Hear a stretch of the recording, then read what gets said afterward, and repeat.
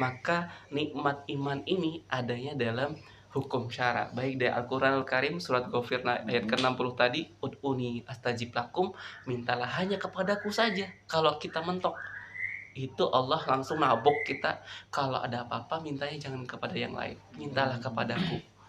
Nggak ngerti bahasa Arab pakai bahasa Indonesia. Sungguh kiranya tahadus binikmah, akhirnya nikmat iman dan nikmat Islam itu terasa sekali bagi saya secara khusus. Izin Abah. Assalamualaikum warahmatullahi wabarakatuh. Waalaikumsalam warahmatullahi wabarakatuh. Alhamdulillahirabbil alamin. Alhamdulillahirabbil alamin. Alhamdulillahirabbil alamin. Alhamdulillahilladzi ja'a bisadqi wa sadaqta wa ulaika humul muttaqun. Asyhadu an la ilaha illallah, asyhadu anna Muhammadar Rasulullah. Allahumma shalli ala sayyidina Muhammad wa ala sayyidina Muhammad kama shallaita ala sayyidina Ibrahim fil alamin innaka Hamidum Majid. Rabbi shalli sadri wa yassir amri wa hlul 'uqdatam min lisani yafqahu qawli. Amma ba'd.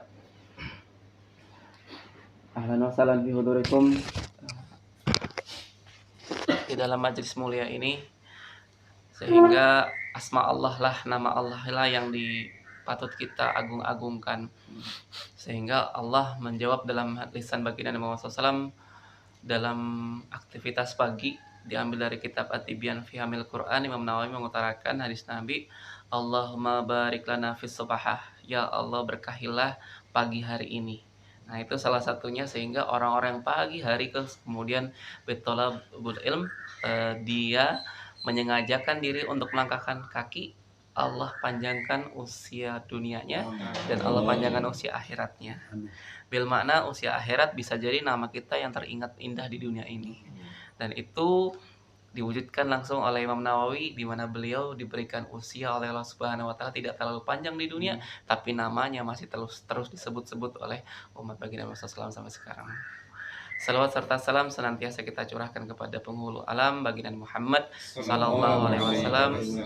Allahumma shalli ala sayyidina Muhammadin wa ala alihi wasallam, dan juga kepada keluarganya, para sahabatnya, para tabi'in yang istiqomah di jalan Allah, dan juga kepada panjenengan sekalian yang insyaallah Allah angkat derajatnya karena seseorang yang menisbatkan dirinya kepada agamanya Allah. Sahala tariqo minal jannah, Allah mudahkan langkahnya untuk menuju jannahnya Allah. Jannahnya Allah itu kalau luasnya minas samawati wal ardh, seluas langit dan seluas bumi. Tapi kalau misalnya masuk sendirian ke dalam surganya Allah, itu nggak seru. Karena bayangin aja, mau main bola sendirian seluas langit seluas bumi, mau ngapain coba? Saya mau main kemana ya? Sepi kan. Makanya kalau biasanya dalam bentuk makalah ulama, almaru ala dini khalili, seseorang tergantung dari agama sahabatnya. Karena sahabat kita di ruang lingkup ini, saya mah sahabat di dunia, sahabat di akhirat, nongkrong lagi di akhirat. Kita ajak lagi dalam bentuk thalabul ilmi seperti ini. Karena apa? Mohon maaf, antum lagi diarahkan oleh Allah Subhanahu wa taala untuk mewujudkan hadis Nabi Imam Nasai, Mariyadul Jannah, apa yang disebut dengan taman-taman surga, bi khalaqatiz zikr, yang di dalamnya banyak mengandung halaqah-halaqah keilmuan mengingat Allah. Nah, antum ini lagi training untuk latihan masuk surga. Jadi mohon maaf nih, antum mau di training apa enggak nih? Jadi kalau orang lagi magang itu kan biasanya magang, berarti berikutnya kan kerja ya. Nah, sama nih, antum lagi magang nih di dunia. Nanti prakteknya di akhirat berupa hadis Nabi tadi. Makanya kebiasaan-kebiasaan orang surga itu sudah ada diwujudkan di dunia dalam bentuk magang, PKL, praktek kerja lapangan seperti ini, ataupun dalam bentuk yang lainnya. Maka antum sudah terbiasa di sini. Bahkan saya dapat kisah dari Ustadz Rizky juga sama. Pengajian seperti ini sering diadakan. Ya sudah, berarti kan bi'ahnya kebiasaan orang surga itu sudah layak dipantaskan, disandarkan kepada antum sekalian rahimakumullah ta'ala. Tinggal kita memaintain, menjaga aja agar kemudian waswisu fi sudurinas, kita dihindarkan dari kewaswasan diri kita. Karena kan itu gelarnya manusia, kitalah manusia itu sendiri. Sehingga rasa was-was itu akan selalu ada dan kemudian tidak akan pernah sirna. Sebelum kita mulai, alangkah baiknya kita beristighfar kepada Allah, karena sesungguhnya kullu ummati mu'afan, setiap umatku diampuni Allah Subhanahu wa taala. Bahkan ini awal hari, ibaratnya langkah kertas kita nih hari ini, kertas ini udah kosong isinya pahala semua, karena apa? Diawali dengan kalimatul istighfar, kullu ummati mu'afan, setiap umatku diampuni Allah Subhanahu wa taala, illa mujahirin, kecuali ia yang sengaja berterang-terangan bermaksiat. Nah, kita sudah menyandarkan kertas hari ini isinya kalimat-kalimat thayyibah aja, kalimat-kalimat baik, ibadah mahdo dan ibadah kepada Allah Subhanahu wa taala saja, maka kita awal dengan istighfar. Astaghfirullah Rabbal baraya, astaghfirullah minal khataya, astaghfirullah Rabbal baraya, astaghfirullah minal khataya. Dalam penjelasannya, seseorang yang kemudian diampuni Allah Subhanahu wa taala, ciri-cirinya yang saya dapat dari makalah ulama adalah dia kalau dibacakan istighfar dia merinding bulu kuduknya. Yang kemudian, nah ini tips bocoran, jadi hanya diketahui antum yang berbahagia datang hari ini. Yang kemudian tips berikutnya diambil dari kitab At-Tazkiyatun Nafs. Imam Al-Ghazali mengutarakan pensucian diri ada 4 hal, yaitu diantaranya adalah salah satunya adalah bukia, yaitu dia mudah untuk meneteskan air mata. Ada kalanya seorang lelaki itu agak sedikit mengedepankan ego, yang kemudian agak sedikit sekali mengeluarkan air mata, tapi kemudian kitab Tazkiyatun Nafs sebagai bentuk jawaban bahwasanya inilah kemudian sebaik-baiknya kulub, sebaik-baiknya penjaga hati adalah kemudian dia ditawarkan dengan tetesan air mata. Jadi kalau kemudian laki-laki mau menangis di kala kesendiriannya dalam mencari nafkah yang begitu berjibaku luar biasanya dalam aktivitas permasalahan yang mentok sampai kesulitan apapun, gak usah khawatir. Ud'uni astajib lakum, mintalah hanya kepadaku, dalam surat Ghafir 60, yaitu minta kepada Allah, maka Allah akan kabulkan setiap doa-doa kita. Tapi tipsnya adalah kemudian kita pasrahkan diri kita sementok-mentoknya, karena sesungguhnya inna ma'al usri yusra, di balik kesulitan di situ ada 2 kemudahan bahkan. Sehingga kalau kemudian kiranya kita manusia harus diberikan masalah, sehingga dari masalah itu justru mendewasakan kita.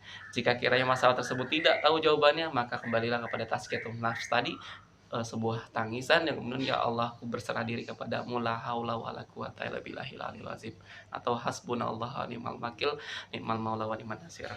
Inilah sebetulnya pantaslah jika kiranya baginda Nabi Muhammad SAW tidak pernah suatu masalah yang tidak bisa diselesaikan kecuali bermunajat kepada Allah setelah. Jadi oleh satu semangat hari ini adalah saya tularkan kepada panjenengan sekalian bahwasanya bersyukur sekali kita mendekat kepada Allah, karena mohon maaf banyak orang yang belum menikmati nikmat iman, nikmat Islam.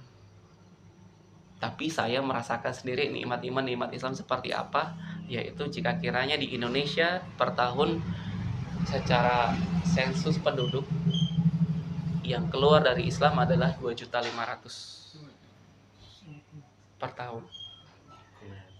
Dan yang terdekat tante saya. Innalillahi wa inna ilaihi raji'un. Pas saya tanya kenapa tante keluar dari Islam, ya dia nggak jawab apa-apa, cuma agama sama. Padahal mohon maaf, berangkat dari tadi innamal usri yusra, kalau ada masalah langsung aja dibetokin. Jangan kemudian tanggung-tanggung mentokin, ya Allah aku nyerah, ya Allah aku nggak tahu caranya bagaimana lagi. Maka di situ Allah beri kemudahan. Nggak mungkin gelap terus-terusan. Pasti ada fajar pagi menyongsong. Gak mungkin gelap gulita terlalu mendalam. Pasti ada terbit matahari yang siap menyambut kita. Maka nikmat iman ini adanya dalam hukum syara, baik dari Al-Quran Al-Karim surat Ghafir ayat ke-60 tadi, ud'uni astajib lakum, mintalah hanya kepadaku saja. Kalau kita mentok, itu Allah langsung nabok kita. Kalau ada apa-apa mintanya jangan kepada yang lain, mintalah kepadaku. Nggak ngerti bahasa Arab pakai bahasa Indonesia. Sungguh kiranya tahadus binikmah, akhirnya nikmat iman dan nikmat Islam itu terasa sekali bagi saya secara khusus, sehingga saat kemudian tahadus binikmah diundang ke rumahnya Abah dan melalui wasilah Ustadz Rizky, setiap ada seseorang untuk menyemangati Islam, saya pun mau. Gitu. Jadi Kang Rizky datang dong ke sini, ya siap, tanpa menolak. Karena apa? Saya ingin berbagi kenikmatan iman dan Islam saat ini yang memang saya alami, di mana setiap permasalahan itu selalu bergulir dengan kemudahan.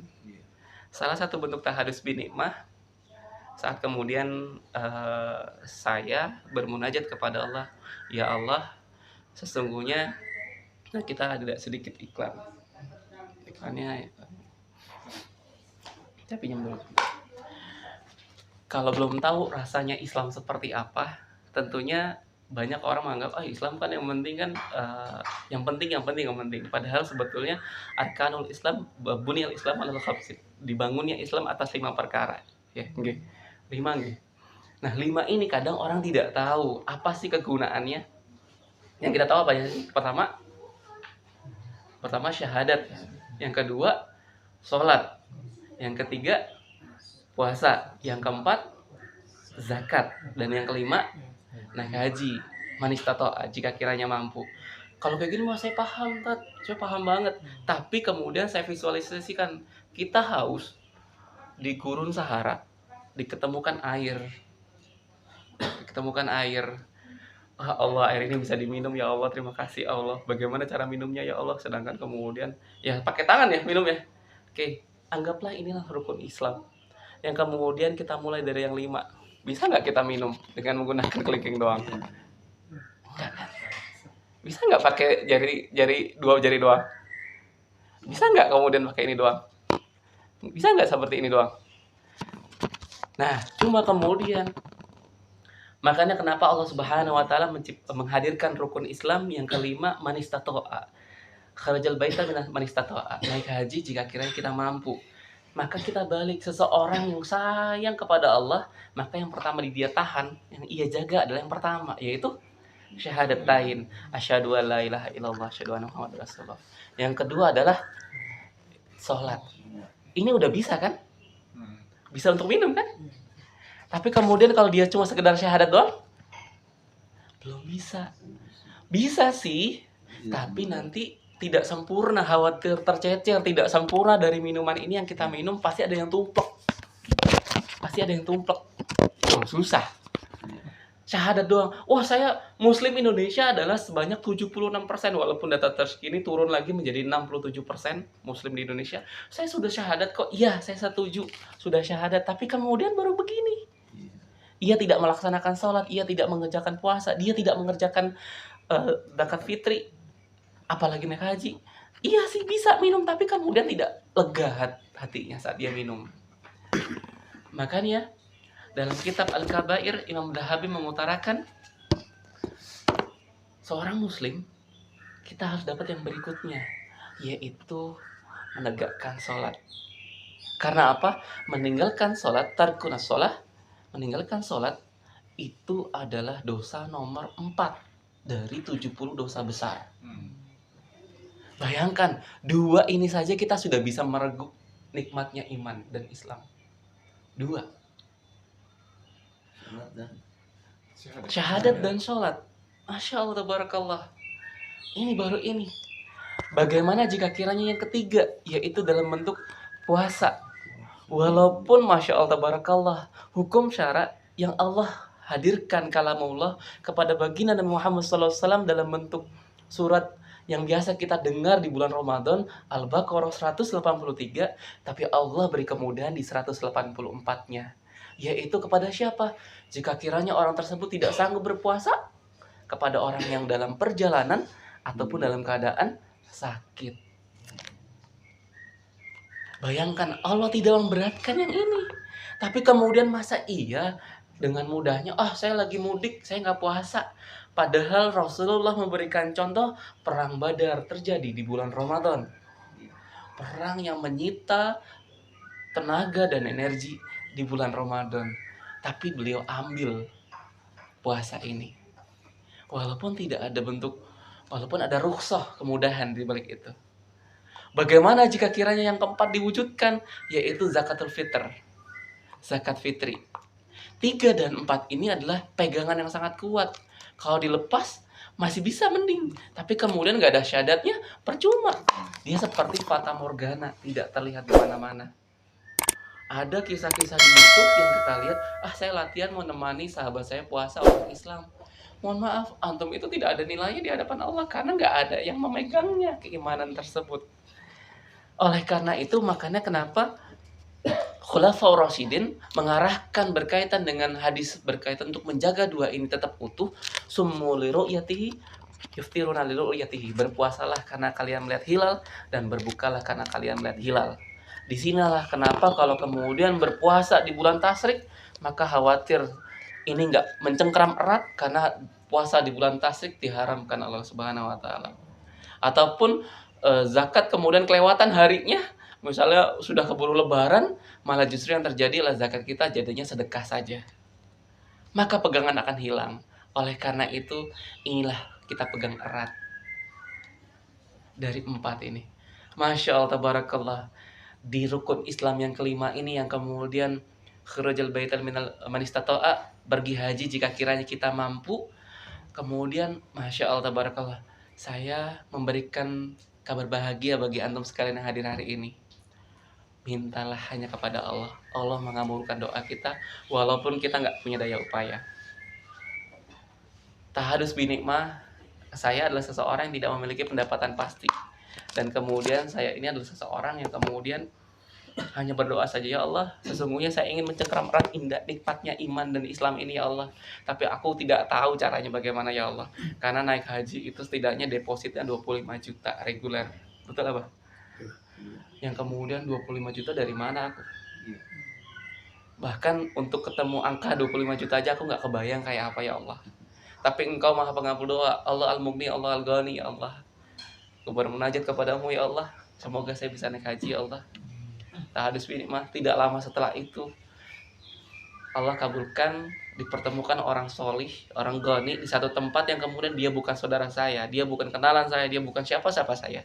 Dan kemudian beliau mengajak saya, Kang Rizky, antum udah pernah naik haji belum? Antum punya paspor belum? Niatannya satu, ya Allah, dalam mewujudkan doa ini saya nggak sengaja, saya bikin paspor aja lah. Atau 250.000, bodoh amat, saya nggak tahu dapat rezeki dari mana. Saya bikin paspor 250.000 kala itu, dan Allah memberi jalan. Seseorang tersebut, goni tersebut, satu tempat tersebut, yaudah Kang Rizky naik haji deh. Astagfirullahaladzim, langsung kala itu saya sujud syukur, Masya Allah, tabarakallah. Betapa Allah As-Sama, Allah Al-Basar, Allah Maha mendengar dan Allah Maha melihat dari umatnya yang kemudian jatuh cinta kepada Allah sejadi-jadinya. Ini yang kemudian rasa bahagia ini saya harus keluarkan kepada antum sekalian rahimakumullah ta'ala. Betapa manistatoa ini sebetulnya alat ukurnya adalah kita sudah pasang visi dulu di awal. Masalah Allah mengabulkan dengan cara apa, itu caranya Allah. Tapi kemudian Allah mudahkan angka saya 25 juta yang kemudian beliau pengen OHNA pluskan saya 200 juta. Orang gak kenal saya ngasih 200, apa ada orang kayak gitu? Gak pernah ketemu, mungkin bahasanya baru ketemu sekali, terus kemudian Allah menyandarkan hatinya kepada Allah yang kemudian mengabulkan. Sudah, itu caranya Allah. Yang ini kita harus hadirkan nikmat Islam ini, yaitu peganglah kenikmatan, kelezatan dari dahaga yang kemudian kita hilang. Dari 2.500.000 orang yang tidak tahu indahnya Islam, kita hadirkan indahnya Islam dengan cara apa? Menjaga arkanul Islam ini. Nah, ini salah satu kisah tahadus binikmah yang saya sampaikan kepada panjenengan sekalian. Semoga semakin jatuh cinta kepada Allah sejadi-jadinya. Karena bayangkan, baru berdua begini saja, orang yang sakit di rumah sakit nggak sanggup puasa, orang yang miskin dan dia termasuk dari 8 golongan yang dinaungi Allah Subhanahu wa taala, itu pun masih bisa meneguk indahnya, lezatnya Islam. Orang yang belum sempat bisa berhaji sampai ia wafat, sakaratul maut pun masih bisa meneguk nikmatnya dahaga atas Islam. Bagaimana jika kiranya rukun Islam 5-5 yang kita renggut? Masya Allah, maka tidak ada setetes pun yang tertinggal dari nikmatnya Islam. Ini adalah kado terindah dari Allah Subhanahu wa taala yang saya semangati antum sekalian. Maka posisi saya di sini sebetulnya memberi semangat pada antum sekalian, panjenengan sekalian, untuk memilih Allah di awal hidup dan di akhir hidup, sebagaimana doa kita, inna sholati wa nusuki wa mahyaya wa mati lillahi rabbil alamin, lillahi rabbil alamin, lillahi rabbil alamin. Bayangkan, Allah itu lebih dekat daripada kita, baru kita berucap saja dalam hati. Ini semoga jadi semangat kita untuk semakin lama-lama jatuh cinta kepada Allah. Maka ini semoga iklan ini lebih terlihat terasa faktanya berkaitan dengan rukun Islam yang 5, sehingga kita menengok nikmatnya dahaga Islam dan terhapuskannya segala bentuk rasa haus yang mendera di tubuh seorang insan dan terhindar dari was-was fi sudurin nas. Maka jamaah rahimakumullah ta'ala, satu hadiah dari baginda Muhammad SAW berkaitan dengan kenapa sih kemudian kita diarahkan untuk memilih hukum syara Al-Quranul Karim, hadis, isma, sahabat, dan qiyas sebagai bentuk jatuh cintanya kita pertama kali. Karena sesungguhnya mungkin ini saya suka sekali untuk menunjukkan fakta kepada halayak ramai berkaitan dengan boleh sedikit aja.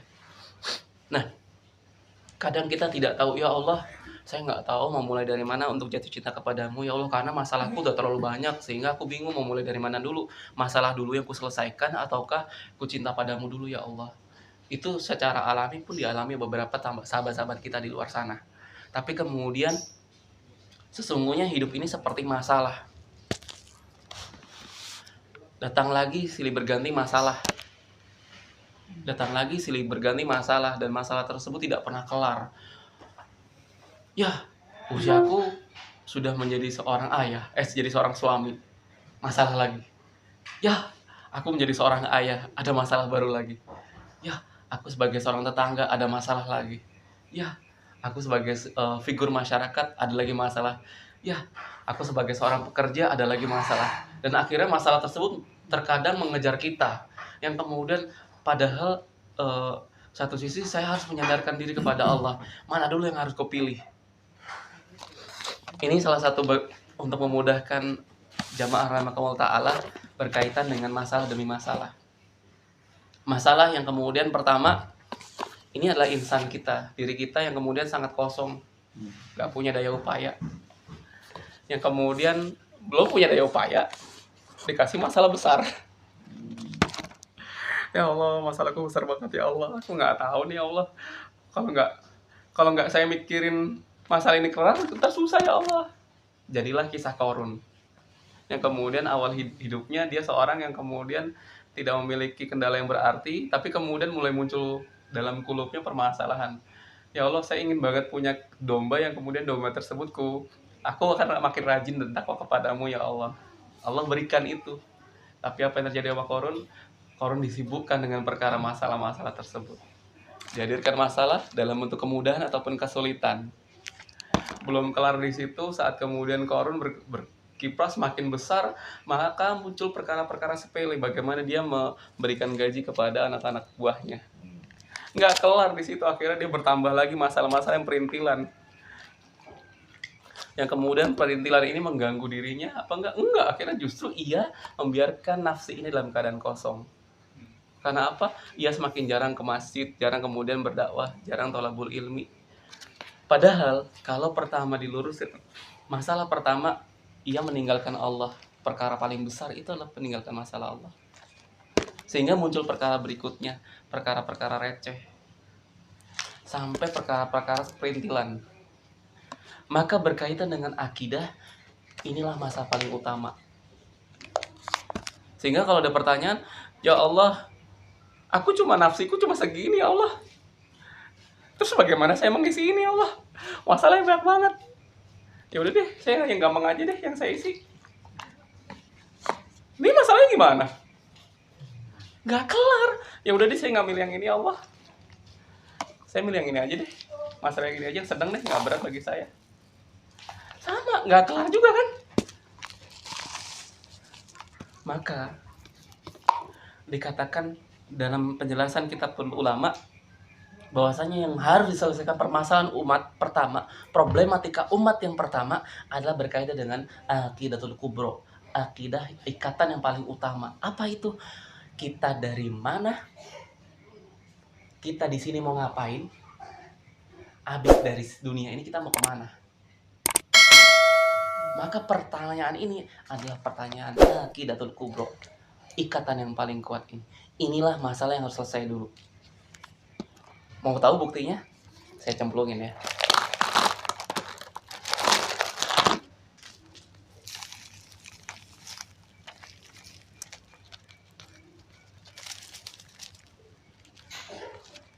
Bayangkan, jika masalah pertama kita selesaikan dulu berkaitan dengan akidatul kubro, 3 masalah ini bisa kelar. Bahkan masih sisa masalah lagi datang juga tidak mengapa. Jika kiranya akidatul kubro, kekuatan kita dari mana sih datangnya? Kita di sini mau ngapain sih di dunia ini? Nanti kalau dari dunia ini kita mau kemana? Itu bisa kita jawab. Maka permasalahan sebanyak apapun bisa kita isi. Padahal secara hitungan ini adalah 3 gelas, 3 masalah, tapi bisa kita isi masalah ini. Karena apa? Masalah pertama sudah dijawab, yaitu akidatul kubro. Kita dari mana? Kita di sini mau ngapain? Dan kita akan pulang kemana? Mohon maaf, masyarakat hari ini banyak yang datang. Saya datang untuk hari ini, yaitu apa? Muda kaya raya, muda foya-foya, tua kaya raya, mati masuk surga. Itu adalah masalah ini yang dia datangkan, masalah sepele yang ia datangkan. Padahal bukan itu yang diharapkan. Justru masalah pertama adalah ia menjaga jatuh cintanya kepada Allah jangan sampai pudar. Permasalahan utama dulu ia kelarkan. Saya datang sini, wa ma khalaqtul jinna wal insa illa liya'budun. Tidak kuciptakan jin dan manusia. Aku diciptakan Allah Subhanahu wa taala tidak lain untuk beribadah. Maka mohon maaf, antum yang beruntung hari ini datang, saat kemudian keluar, nyalakan motor, nyalakan starter, bismillahirrahmanirrahim, bismillahirrahmanirrahim, la haula wala quwata illa billah, subhanallah, dan lain sebagainya.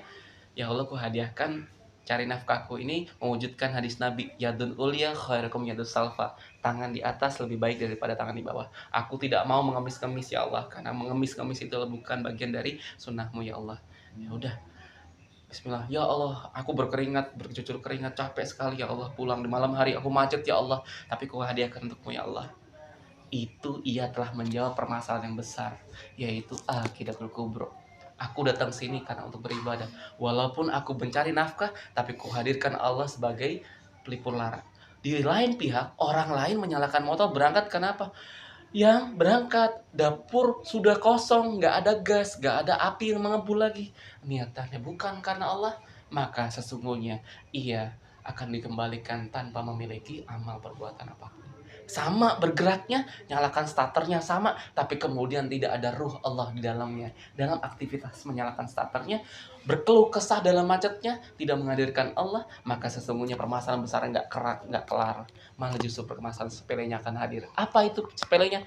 Telah diselesaikan. Efeknya apa?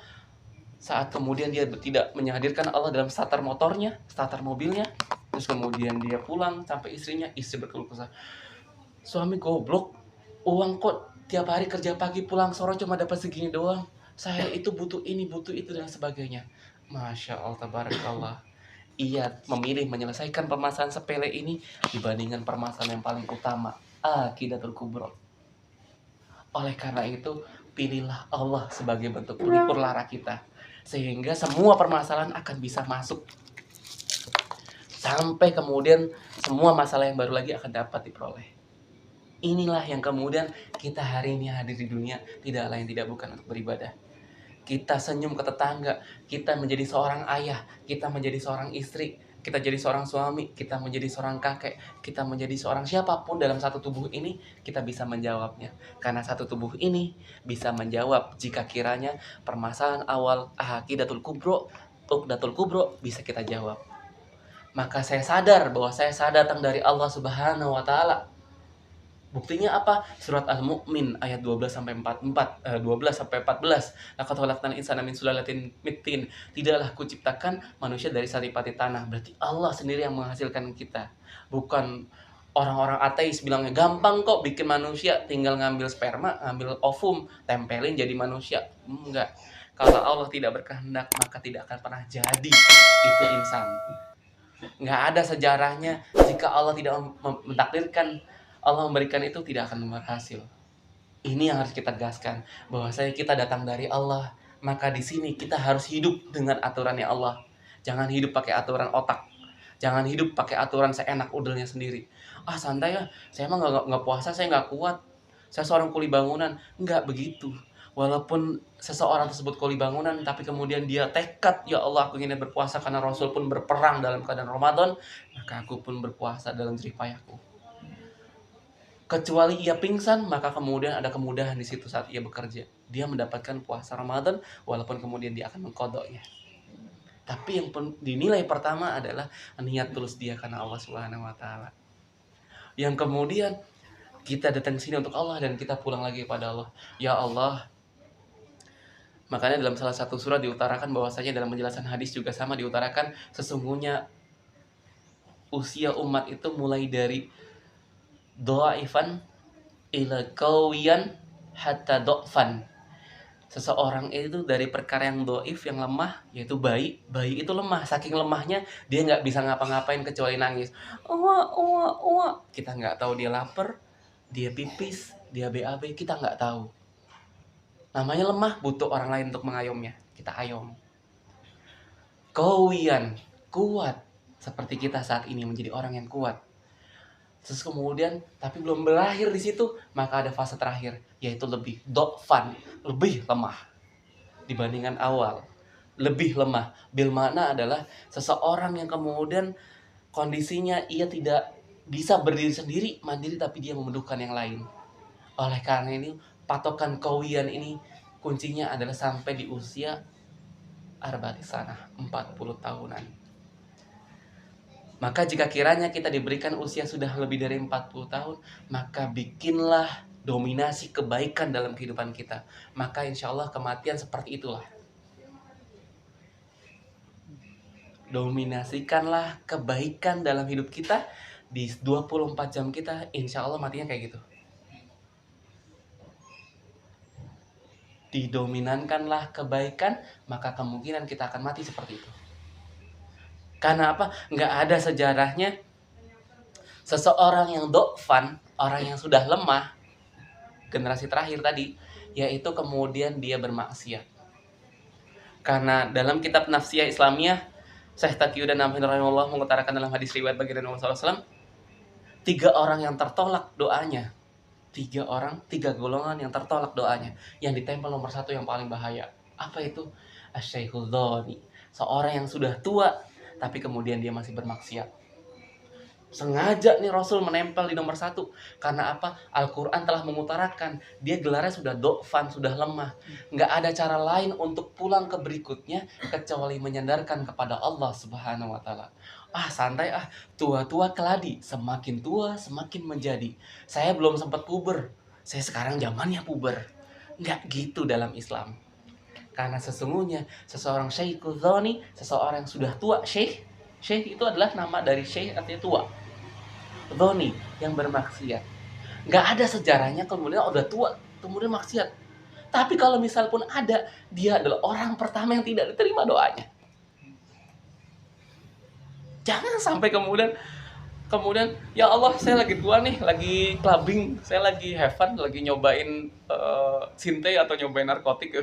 Enak banget ya Allah, tapi saya pasti masuk surga ya Allah. Mohon maaf, hal seperti itu tidak akan pernah dikabulkan Allah Subhanahu wa taala. Karena dia adalah golongan nomor 1 yang ditempel dalam hadis Nabi, as-syaikhul dhani, seseorang yang tua tapi kemudian dia masih bermaksiat. Yaitu tua batasannya tadi setelah melalui fase qawiyan 40-an. Maka kalau kemudian kita yang belum 40-an tapi kemudian takut kena hadis ini, maka sama kita bikin kualitas ketakwaan kita mulai dari sekarang. Kita rajin sehingga kerajinan kita ini akan menular kepada yang terdekat kita. Al-usroh, keluarga inti kita. Baru alul bait, keluarga makro kita. Loh kok gitu? Iya, karena Al-Quran mengutarakan sendiri dalam surat At-Tahrim. Ku anfusakum wa ahlikum naro wa khuduhan nas wal hijarah. Jagalah dirimu. Berarti kan ring satu dulu diberesin. Nafsi dulu diberesin. Pilih Uqdatul Kubro dulu yang kita pilih. Ku anfusakum. Baru wa ahlikum naro. Jagalah dirimu, keluarga inti dan keluarga makro. Keluarga makro siapa? Doa yang kemudian kita panjatkan kepada orang tua kita, mertua kita, kepada tanggung jawab kita semuanya. Ini yang kemudian terwujud nyata seseorang yang memilih nafsinya dengan memilih permasalahan yang utama Uqdatul Kubro dulu, maka dia akan menang. Apa buktinya?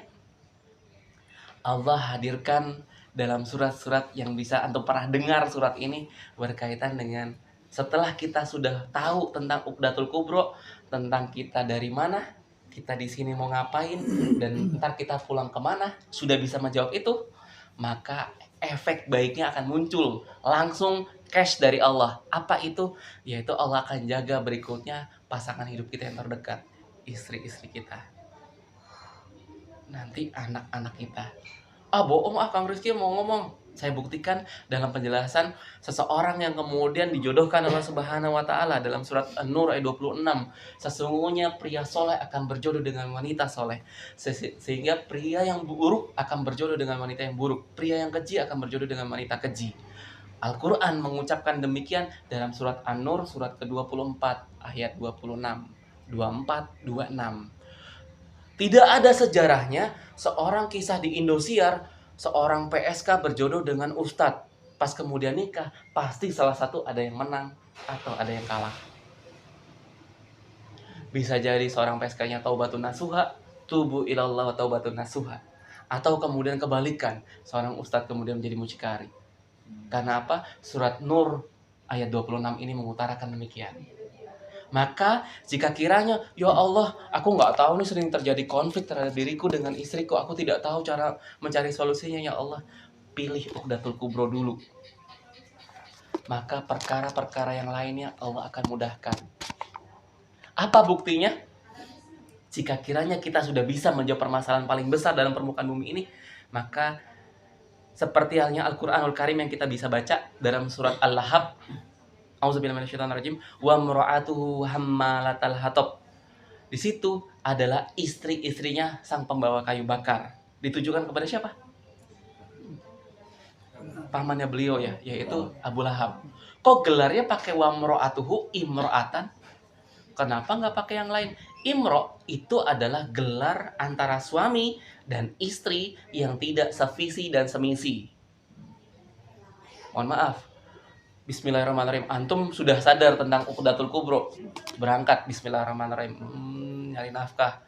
Pulang. Qadarullah, Allah memberikan secara angka tidak terlalu fantastis. Tapi kemudian menjumpai istri kita kemudian tidak bersyukur. Lu kerja dari pagi sampai malam, dari matahari sebelum terbit sampai matahari tenggelam cuma dapat segini doang. Maka wanita seperti itu gelarlah imro'ah. Karena apa? Dia seorang suami yang sudah taat kepada Allah, jatuh cinta kepada Allah, kemudian pasangannya belum jatuh cinta kepada Allah.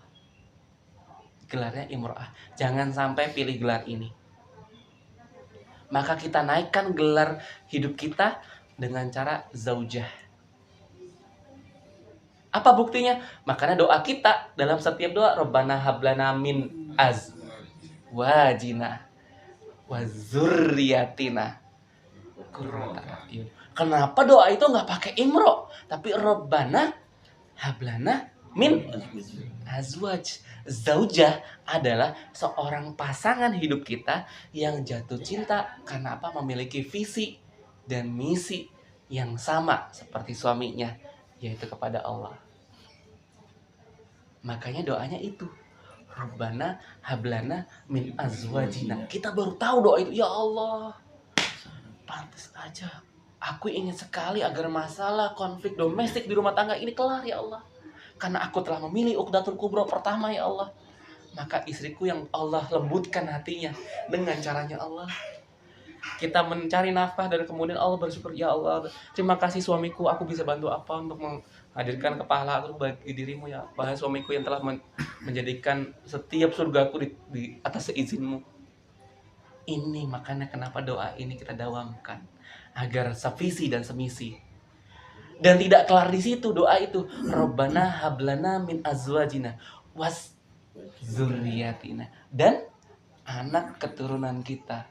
Pantaslah jika kiranya satu surat dengan surat lain, satu Al-Quran dengan hadis lain, itu maknanya luar biasa. Tadi bahasanya ku anfusakum, kita jaga nafsi kita, maka efeknya akan memudahkan untuk menjaga keluarga inti kita, menjaga keluarga makro kita, dan menjaga semakin luas lagi. Ini dia, setelah istri kita kemudian jatuh cinta kepada Allah, otomatis zuriyah kita, anak cucu keturunan kita pasti jatuh cinta kepada Allah. Asalkan Uqdatul Kubro ini terjawab. Allah Maha Karim, Allah Maha halus sekali, sehingga doa kita sekarang baru terasa sekali. Rabbana hablana min azwajina, ya Allah, cenderungkanlah istri hamba, anak-anak hamba kepadamu ya Allah. Sehingga Allah sendiri menggerakkan hati-hati mereka yang kita nggak bisa. Tapi dengan cara apa? Kita senantiasa memilih Uqdatul Kubro. Batu-batu yang super besar itu yang kita pilih. Permasalahan paling makro yang kita pilih dulu. Sehingga gelarnya zaujah tadi. Tapi hadiah dari Allah tidak berhenti di situ. Kemudian ada yang paling puncak yang boleh kiranya kita pilih dalam bentuk ketakwaan kita kepada Allah, kepada pasangan kita, yaitu sohibah. Sohib dalam bahasa Indonesia, teman sohib paling dekat sekali, paling erat sekali. Yaitu kemudian Allah mempertemukan dan memisahkan karena Allah Subhanahu wa Ta'ala semata. Maka ia telah mendapatkan hadis Nabi Muhammad SAW, sab'atu yazilluhum illa dzilli fi yaumil dzilluh, yaitu 7 golongan dinaungi Allah Subhanahu wa Ta'ala di hari perlindungan. Hari perlindungan kapan sih? Yang kemudian kita lihat saat kemudian kalau kita ngantri di Indomaret, terus kemudian di depan kita banyak sekali beli barang, harus di scanning pelan-pelan, kitanya nunggu nggak sabaran. Itu baru Indomaret. Bagaimana kemudian di padang mahsyar berdiri rapi, yaumul ba'ats, di hari berbangkit, dan kemudian kita adalah orang kesekian yang menunggu antrian amal ibadah kita, tapi kemudian disinilah hari diperlindungkan Allah Subhanahu wa Ta'ala bagi 7 golongan. Apa itu? Jika kira ya panjenengan pilih, yaitu rojulani, seseorang, dua pasang, sepasang yang kemudian yang berjumpa karena Allah dan berpisah karena Allah. Kita menikahi istri-istri kita karena Allah Subhanahu wa Ta'ala. Buktinya apa? Kita menikah dengan menghadirkan Allah dengan di hadapan para wali. Betul. Saya terima nikahnya dan kawinnya Fulana binti Fulan dengan mas kawin demikian. Kita sudah dapat nih poin awalnya. Tapi hadis itu tidak berhenti di awal doang. Seseorang, sepasang yang berjumpa karena Allah, kita sudah dapat, tapi belum kelar, koma. Yang berpisah juga karena Allah Subhanahu wa Ta'ala. Berpisah kenapa? Maut. Makanya kenapa salah satu surat mengutarakan wa abi wa ummi wa sahibati wa bani. Loh kok gelarnya sahibati wa bani, bukan yang lain? Karena apa? Di situ. Karena seseorang yang terjadi musibah, bala bencana, dan kemudian salah satu dari pasangan hidup kita wafat, entah kitanya yang wafat, entah kemudian istrinya wafat, maka saling menempelkan pahala satu dengan yang lain. Memberatkan pahala baik saat kemudian salah satu pihak telah wafat. Bukan menambah dosa jariah, tapi kemudian malah justru menambah pahala jariah bagi salah seseorang yang telah wafat. Entah jika kiranya kita wafat, istri kita mempersibukkan dirinya untuk menambahkan pahala kepada kita, walaupun kita telah wafat. Begitu pula sebaliknya. Ini yang kemudian kita harus pilih Allah Subhanahu wa Ta'ala sebagai bentuk jawaban al-Uqdatul Kubro. Kita dari mana? Kita di sini mau ngapain? Dan kita akan pulang kemana? Kalau kita berhasil, kita datang dari Allah, maka saya di sini harus jatuh cinta kepada hukum-hukum Allah, dan kalau dari situ akan berefek kepada saya, pasti insya Allah Allah hadiahkan saya semoga jannah firdaus ke dalamnya. Inilah yang disebut dengan Aqidatul Kubro, ikatan yang sangat kuat, permasalahan yang sangat besar. Hadiahnya tidak tanggung-tanggung. Semua yang saya utarakan dalam Al-Quranul Karim, dalam hadis yang tadi saya ucapkan tadi, insya Allah akan kita raih dan kita raup sebagai bentuk hilangnya telaga kehausan kita dari nikmat Islam ini. Masya Allah, tabarakallah. Semoga sedikit semangat yang saya turahkan ini menjadi kado terindah bagi panjenengan sekalian. Mohon maaf, posisi saya di sini hanya menyemangati, karena sesungguhnya terkadang saya itu lemah, tapi hadirnya panjenengan ini menyemangati saya. Saat kemudian perwujudan surat wal as, watawasau bil haq, watawasau bil haq, saling menasihati dalam kebaikan dan kebenaran, ada kalanya saya membutuhkan nasihat dan panduan dari panjenengan sekalian. Namun salah satu semangat ini mohon diingatkan jika kiranya saya mungkin dalam keadaan turun, wah Kang Rizky semangat lagi dong, semangat.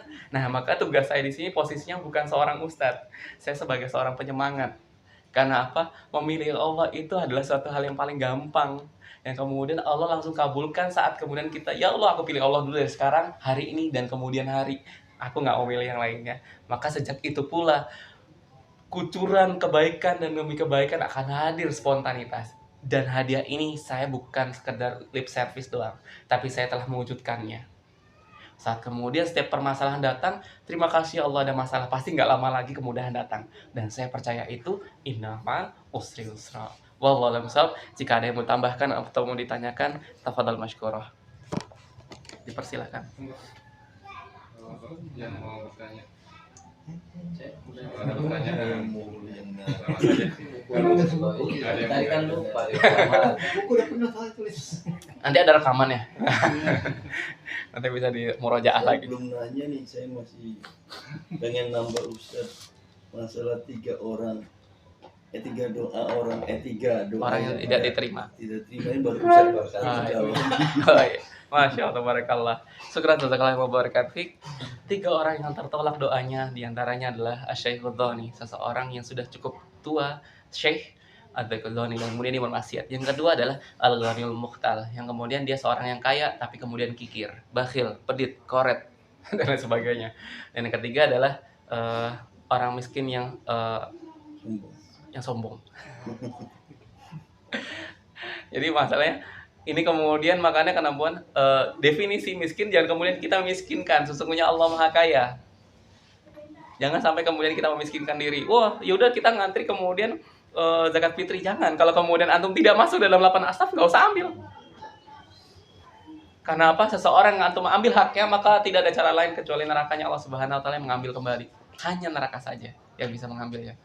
Oh, saya 8 asnaf nih, saya seorang yang miskin. Padahal secara fakta miskin itu dalam penjelasan zamannya Khalifah Umar bin Abdul Aziz dalam kekhilafan Umayyah, sungguh kiranya definisi masakin adalah seseorang yang memiliki rumah secara notabene 2 rumah dari ini.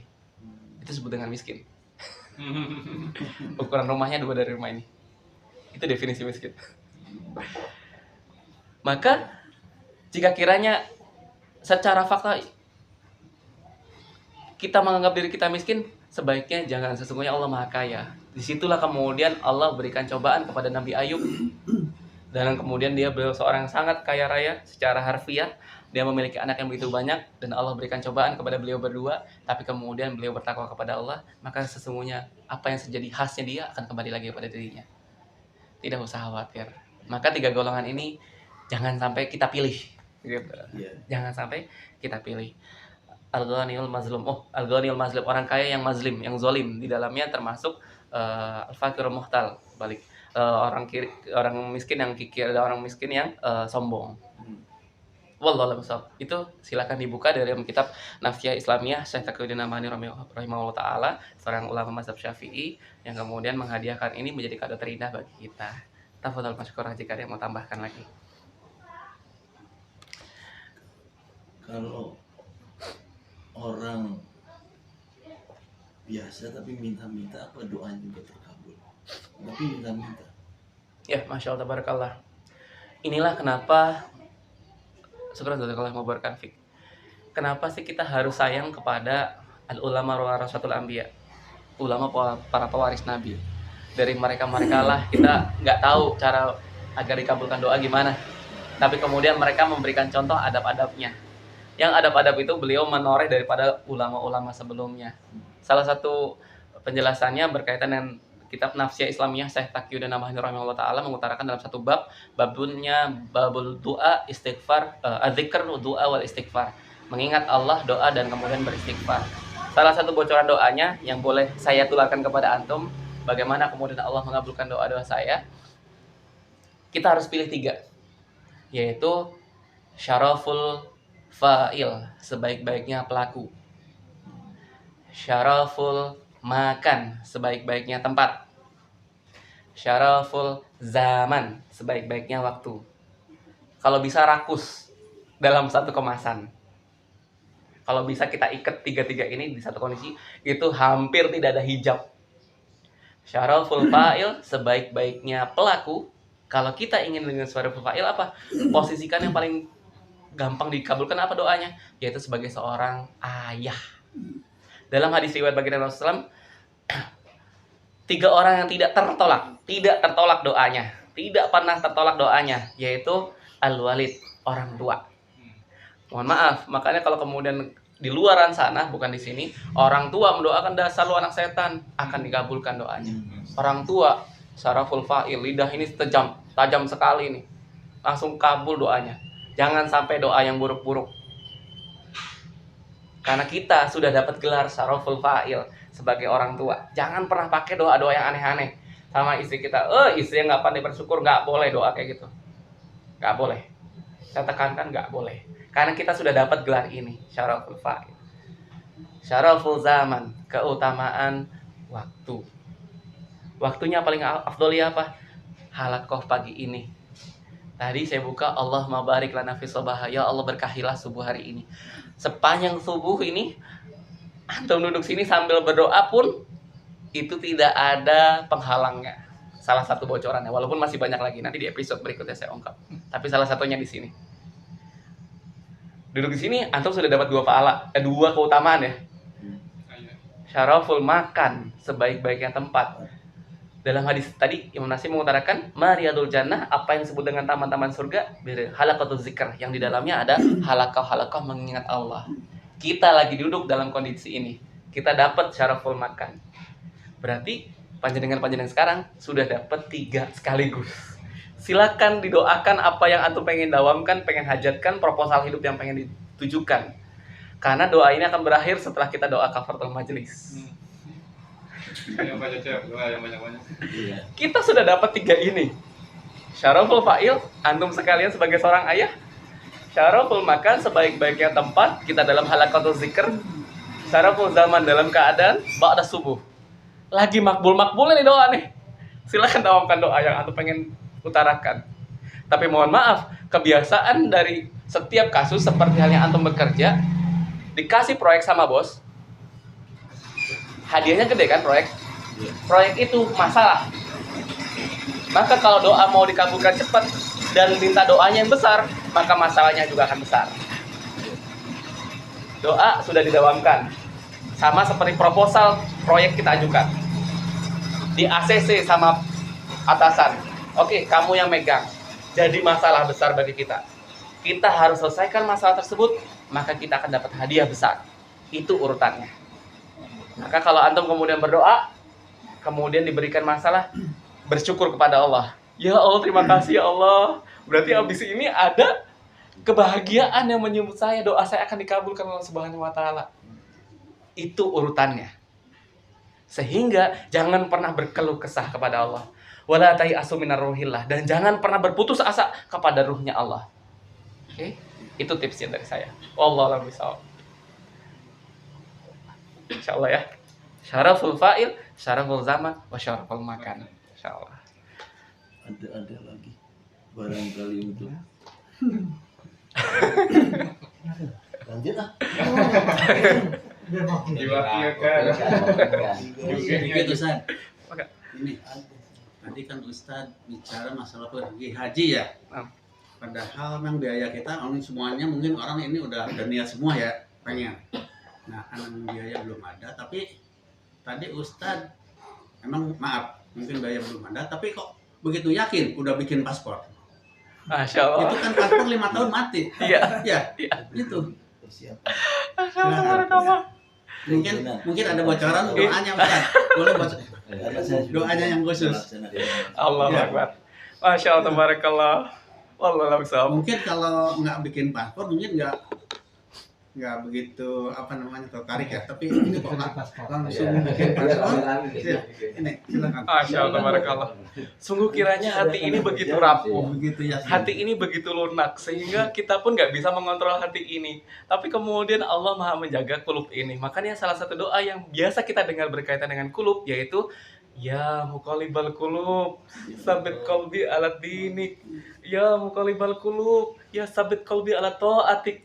Ya muqallibal qulub, sabit qalbi ala husni ibadatik. Dan ditutup dengan Rabbana la tuzigh qulubana ba'da is hadaitana wa hab lana min ladunka rahmah innaka antal wahhab. Doa ini saya bacakan sebelum salam salat. Fil qulub, tidak dilisankan. Sebelum salam. Sebelum salam. Setelah salawat. Setelah salawat Ibrahim. Iya.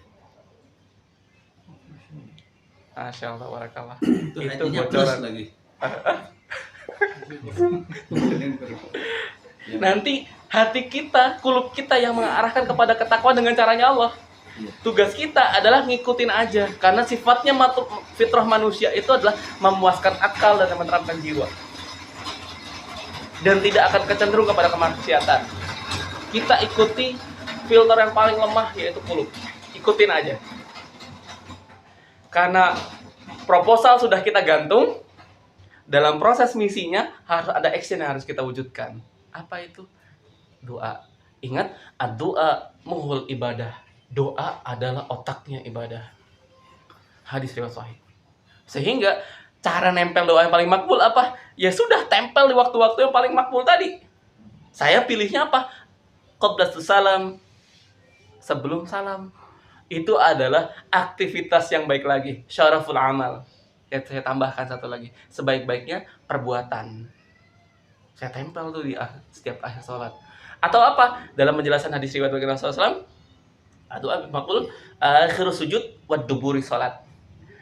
Doanya paling makbul itu adalah di akhirnya sujud dan duburnya sholat. Di endingnya sholat. Kalau bisa rakuslah di bagian ini. Makanya kalau kemudian kita diamanahkan menjadi imam, kasih kesempatan jamaah untuk berdoa, akhir sujud dilamain. Kasih kesempatan bagi jamaah, mungkin ada permasalahan yang kita nggak bisa bantu selaku imam, maka kita doanya kita bantu dari apa? Kita lama sujud itu. Kasihan jamaah kita punya masalah hidup, dan kemudian saya secara tetangga nggak bisa bantu, tapi kemudian kita hadirkan Allah, ketakwaan Allah dan perwujudan uqdatul kubro tadi.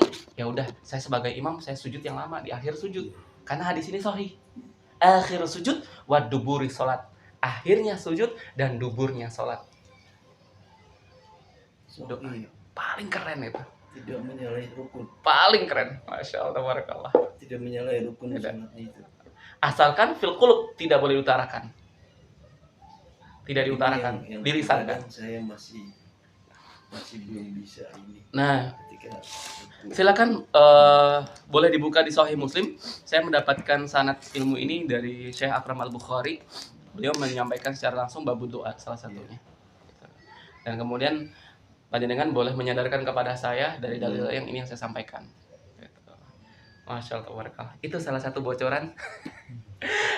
Allah maha mengabul doa. Saya hanya membagi semangat kepada Antum. Pilihlah Allah, pasti Allah akan mudahkan urusan kita. Bahkan sesuatu yang nggak kebayang oleh otak, nggak kebayang oleh nalar, nggak kebayang oleh logika, Allah akan kabulkan dengan caranya Allah.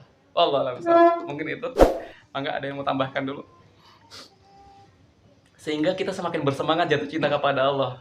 Makanya saya lebih tepat saya sebagai seorang motivator, seorang yang memilih Allah sebagai pelipur lara, dan antum akhirnya bersemangat selain ya Allah, gue pilih Allah deh habis ini deh.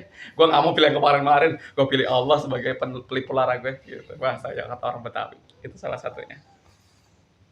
Semoga menjadi kado terindah. Silakan balighu ani walau ayah, sampaikan walaupun itu satu ayat. Mohon maaf, sesungguhnya kebenaran dari Allah. Mungkin itu dulu untuk hari ini. Sesungguhnya rasa semangat ini saya ingin curahkan rasa bahagia ini kepada panjenengan sekalian, karena saya, mohon maaf saya merinding nih.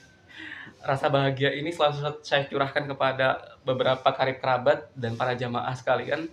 Pilih Allah dulu, pasti urusan yang lain akan mudah mengalir deras. Dan itu saya rasakan sendiri, dan rasa ini saya nggak mungkin egois. Saya nggak mau bagi, bodo amat orang lain mau sengsara. Enggak, saya pengen rasa bahagia ini saya tularkan kepada panjenengan sekalian. Karena apa? Dengan kita kemudian memilih rukun Islam sehingga Allah menjadi sandaran hidup. La haula wala quwwata illa billah. Insyaallah demikian. Ada lagi sebelum ditambahkan? Yang lain mungkin ada yang ingin menanyakan. Itu paling gitu. perkara dengan doa yang tidak terkabul.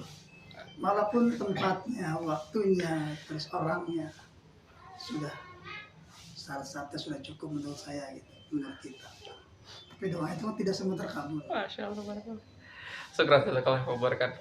Sungguh kiranya al ulama warasatul anbiya, para ulama, para pewaris nabi pun juga sering bertanya berkaitan dengan bahsul masail, dinamika permasalahan dan pertanyaan seperti ini. Aku telah bermunajat kepada Allah, aku telah memenuhi kaidah-kaidahnya, tapi kemudian aku tidak menjumpai doaku kelak dikabulkan. Bagaimana kiranya? Sungguh kiranya dalam hadis riwayat Bagi Rasulullah dan kemudian diturunkan dalam beberapa kitab-kitab para ulama berkaitan dengan Allah memberikan qadar dari doa itu 3 perkara. Ada yang Allah kabulkan saat itu pula, Iya. Di motor. ada yang Allah turunkan saat momen yang tepat, Iya. ada yang Allah tambatkan khawatir memberikan doror bagi dirinya.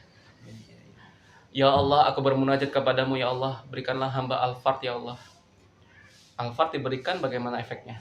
Dia tidak bisa masuk Pertalite. Zolim nggak pada kita? Iya, saya nggak zolim kok. Zolim nggak pada istri kita? Iya, jadi jatah istri berkurang. Zolim nggak kepada anak kita?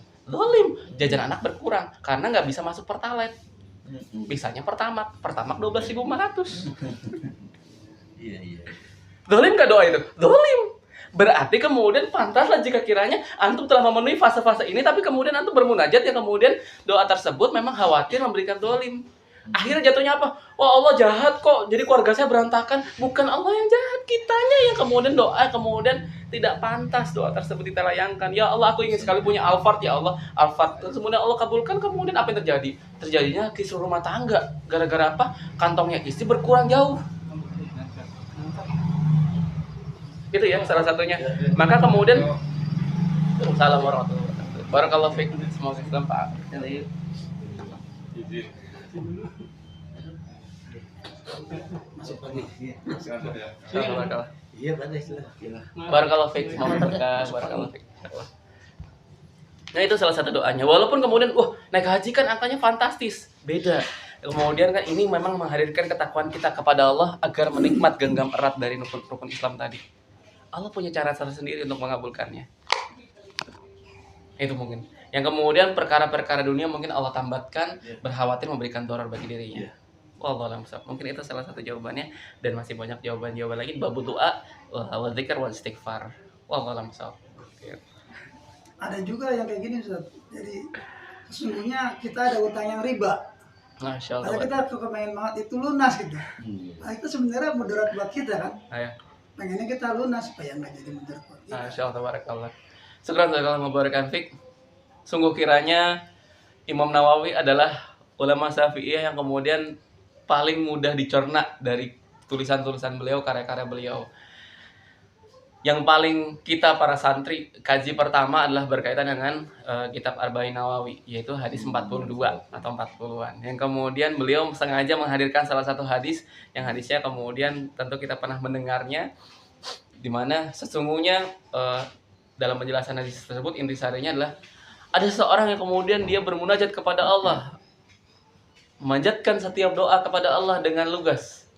Tapi kemudian Rasul mengatakan, apa yang ia makan, apa yang ia minum, sesungguhnya perkara dari perkara yang riba. Dan riba adalah hijab yang paling tebal. Kita bermunajat kepada Allah, tapi kemudian ada dinding tembok yang besar, seperti hal kita teriak sekencang apapun sebelah tidak terdengar. Apa yang kemudian sebelah akan dengar?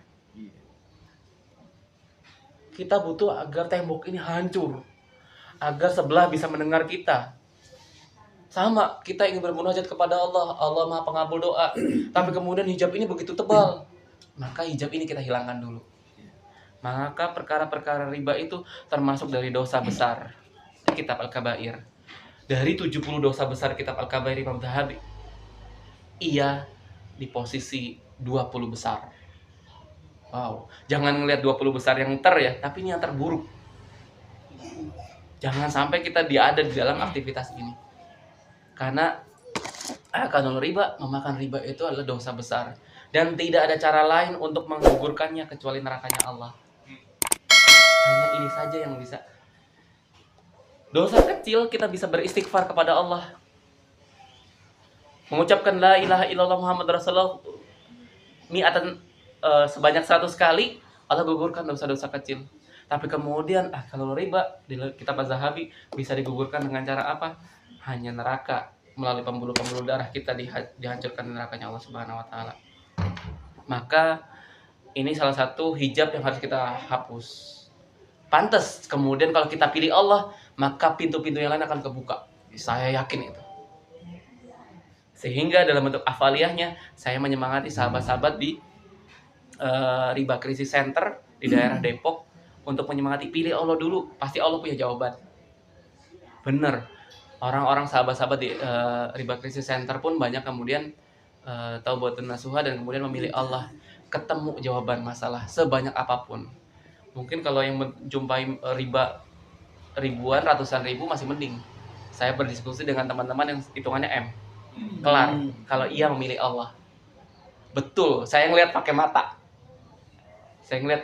Selesai dalam hitungan utang M. Masya Allah, tabarakallah. Maka itu salah satunya, hijab harus kita angkat.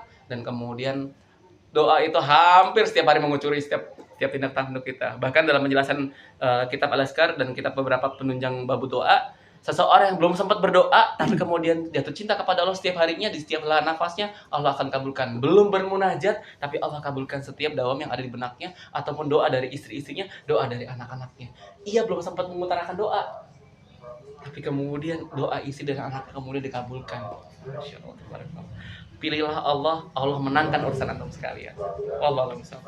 Mungkin itu jawaban. Semoga menjadi penyemangat bagi kita semua untuk memilih Allah. Wallahu a'lam bishawab. Semoga menjadi karakter terindah. Saya menyemangati itu semua. Kita sudah dengan hamdalah dan doa kepada majelis. Alhamdulillah. Subhanallah wa bihamdika. Asyhadu an la ilaha illa anta astaghfiruka wa atubu ilaik. Mohon maaf jika kiranya penyemangat saya kurang mengena, tapi setidaknya kado terindah buat antum sekalian. Assalamualaikum warahmatullahi wabarakatuh. Waalaikumsalam.